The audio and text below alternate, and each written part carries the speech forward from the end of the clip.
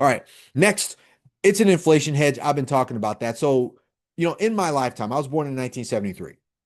The dollar has lost 86% of its value. As a matter of fact, during COVID, over the last 5 years, the dollar's lost 25% of its buying power. What does that mean? If you had $1 million in the bank and you left it there 5 years ago, that'll only buy you $750,000 worth of goods in today's world.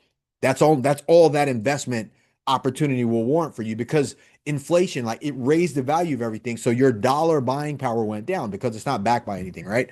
So real estate is not that way.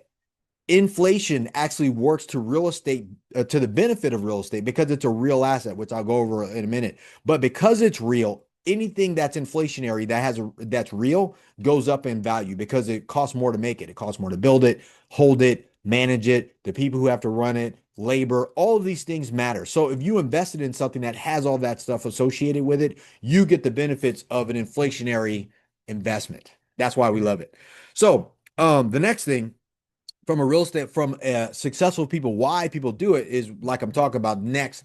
It's real, man. I can't stress to you enough how important that is. Like, look, everybody loves Bitcoin. Bitcoin's not real. It's real because people want it right now. But the moment people stop wanting it, it will become less real and people will get rid of it. Now, will that happen? No, it won't.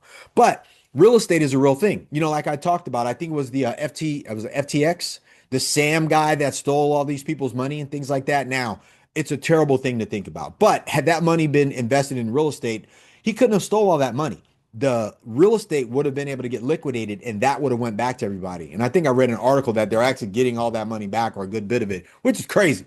It's good for investors, but it's a real thing. Like I was talking to my buddy there, he lost money in an investment betting on something else, but nobody's gonna get their money back because it was an e-commerce. They weren't doing it anymore.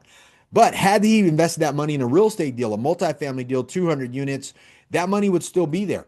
Like, you have to see your multifamily investments. You invest, taking your money out of the bank, cash, fiat money, converting it to a real asset. You didn't lose your money. It's now sitting in the asset itself, which could be liquidated and you get your money back. You can't do that with stocks, bonds, e-commerce, all these other things. You can do it with stocks and bonds, but you may come in at a loss. You don't have that when it's an actual real physical, has an address, been producing money for 10, 20, 30 years or 5 years, whatever. It's a proven asset thing.